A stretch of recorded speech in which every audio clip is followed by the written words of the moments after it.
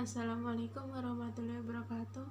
Nama saya Frila Wistriana Maharani dari kelompok 7 akan mempresentasikan tentang hukum normatif dan hukum empiris dalam sosiologi hukum. Yang pertama, hukum normatif. Menurut Peter Mahmud Marzuki, penelitian hukum normatif adalah suatu proses untuk menemukan suatu aturan hukum, prinsip-prinsip hukum, maupun doktrin-doktrin hukum guna menjawab isu hukum yang dihadapi. Metode penelitian hukum normatif. Penelitian hukum normatif atau penelitian perpustakaan ini merupakan penelitian yang mengkaji suatu dokumen, yakni menggunakan berbagai data sekunder seperti peraturan perundang-undangan, keputusan pengadilan, teori hukum, dan dapat berupa pendapat para sarjana. Penelitian jenis normatif ini menggunakan analisis kualitatif, yakni dengan menjelaskan data-data yang ada dengan kata-kata atau pernyataan, bukan dengan angka-angka. Metode penelitian hukum normatif ini juga biasa disebut dengan penelitian hukum doktriner atau juga disebut dengan penelitian perpustakaan. Dinamakan penelitian hukum doktriner sebab penelitian ini hanya ditujukan pada peraturan-peraturan tertulis, sehingga penelitian tersebut sangat erat hubungannya pada penelitian perpustakaan. Dikarenakan hukum normatif ini akan membutuhkan data-data yang bersifat sekunder pada perpustakaan. Bahasan yang ketiga yaitu ruang lingkup hukum normatif. Dalam suatu penelitian hukum normatif, hukum yang tertulis dikaji pula dari berbagai aspek, seperti aspek teori, filosofi, perbandingan, struktur atau komposisi, konsistensi, penjelasan umum, serta penjelasan pada tiap pasal. Formalitas dan kekuatan mengikatkan suatu undang-undang serta bahasa yang digunakan ialah bahasa hukum, sehingga dapat disimpulkan pada penelitian hukum normatif mempunyai cakupan yang sangat luas. Hal-hal yang dikaji dalam penelitian hukum normatif meliputi beberapa hal seperti asas-asas hukum, sistematika hukum, taraf sinkronisasi hukum, perbandingan hukum, dan sejarah hukum. Selanjutnya adalah manfaat hukum normatif. Menurut Sunaryati Hartono, terdapat beberapa manfaat hukum normatif, yaitu yang pertama, mengetahui atau mengenal apa dan bagaimana hukum positif dari suatu masalah tertentu. Yang kedua, dapat menyusun dokumen-dokumen hukum atau pekerjaan penegak dan praktisi hukum. Yang ketiga, menulis makalah dan buku hukum. Yang keempat, dapat menjelaskan atau menerangkan kepada orang lain apa dan bagaimana hukum mengenai peristiwa atau masalah tertentu. Yang kelima, melakukan penelitian dasar di bidang hukum. Yang keenam, menyusun rancangan peraturan perundang-undangan. Dan yang terakhir, menyusun rencana pembangunan hukum. Baik, di sini saya akan melanjutkan presentasi dari Mbak Frila dan Mbak Lutfiatus, yaitu tentang sumber data hukum normatif. Terdapat 3 sumber data hukum normatif. Yang pertama, sumber hukum primer, sumber hukum sekunder, dan sumber hukum tersier. Yang pertama, sumber hukum primer. Sumber hukum primer adalah masalah-masalah yang akan diteliti bersifat mengikat. Contohnya undang-undang, peraturan pemerintah, Pancasila, jurisprudensi, dan lainnya. Yang kedua, sumber hukum sekunder. Sumber hukum sekunder merupakan bahan data-data yang memberikan penjelasan tentang hukum data primer. Contohnya adalah RUU, hasil penelitian, karya ilmiah, dan para sarjana dan sebagainya. Dan yang ketiga, sumber hukum tersier. Sumber hukum tersier merupakan bahan-bahan data yang memberikan informasi tentang hukum primer dan hukum sekunder. Contohnya adalah kamus bahasa hukum, ensiklopedia, majalah, media massa dan internet. Yang selanjutnya, pendekatan dalam hukum normatif.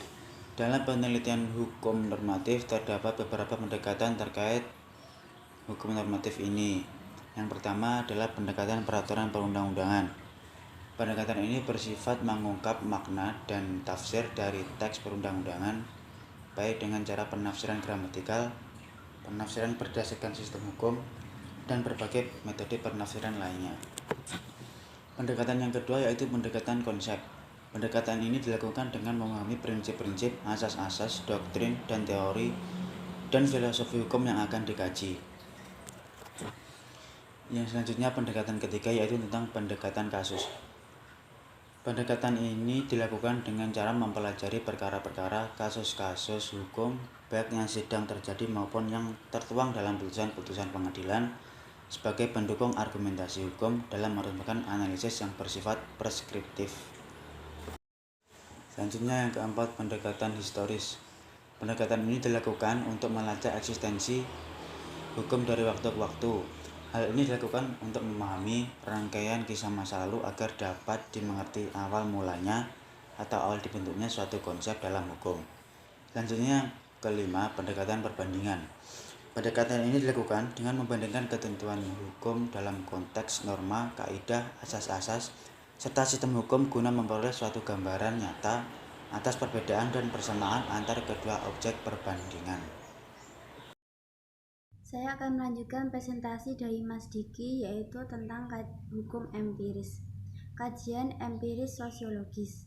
Secara empiris sosiologis, hukum tidak dapat menghindarkan diri dari sikap maupun tindakan yang diskriminatif, sehingga hukum bertujuan mewujudkan keadilan yang disesuaikan dengan jenjang strata sosial di dalam masyarakat. Dalam kajian empiris sosiologis, karena hukum bersikap diskriminatif, maka hukum dipengaruhi oleh faktor non-hukum. Salah satunya adalah perilaku aparat penegak hukum. Seluk-beluk perilaku aparat penegak hukum itu disebut sebagai aspek struktural hukum dan menjadi salah satu objek kajian sosiologi. Misalnya dalam kasus pencurian, jika dalam kajian empiris sosiologis tidak mempertanyakan aspek moral dari persoalan pencurian, tetapi mempertanyakan bagaimana pencurian dalam kenyataannya. Dan dari situ lahir pertanyaan empiris seperti benarkah semua orang melakukan pencurian, ditangkap kemudian dilempar ke bayi bui, atau mengapa ada perilaku pencurian yang lolos dari tangan hukum, dan lain sebagainya. Karakteristik penelitian empiris.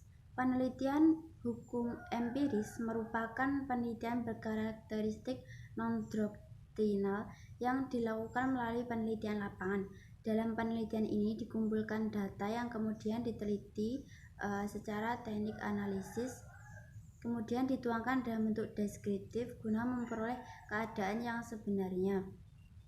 Penelitian hukum empiris dimaksudkan untuk mengajak para penelitinya tidak hanya memikirkan masalah-masalah hukum yang bersifat normatif atau law in books, melainkan juga melakukan kajian terhadap hukum di masyarakat secara nyata atau law in action.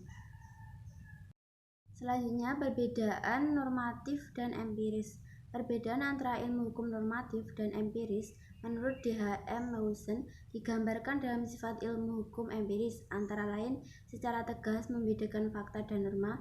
Yang kedua, gejala hukum harus murni empiris, yaitu fakta sosial. Yang ketiga, metode yang digunakan adalah metode ilmu empiris dan bebas nilai. Implikasi dari perbedaan mendasar antara ilmu normatif dan ilmu hukum empirik. Yang pertama, dari hubungan dasar sikap ilmuwan. Dalam ilmu hukum empirik, ilmuwan adalah sebagai penonton yang mengamati gejala-gejala objeknya yang dapat ditangkap oleh indera. Sedangkan dalam ilmu hukum normatif, yuris secara aktif menganalisis norma sehingga peranan subjek sangat menonjol.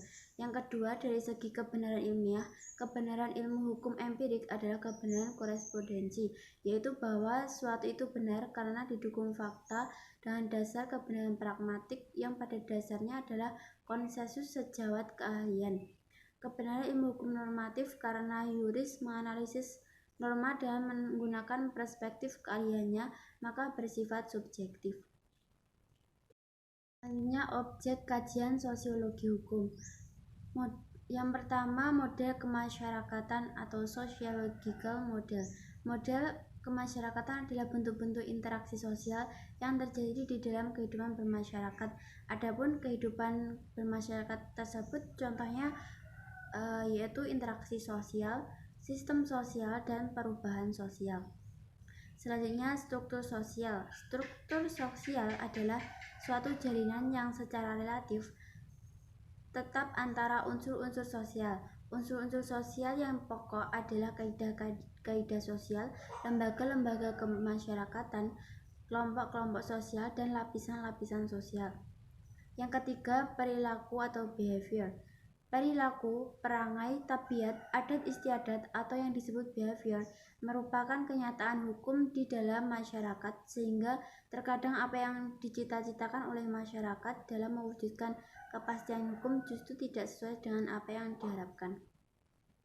Terima kasih.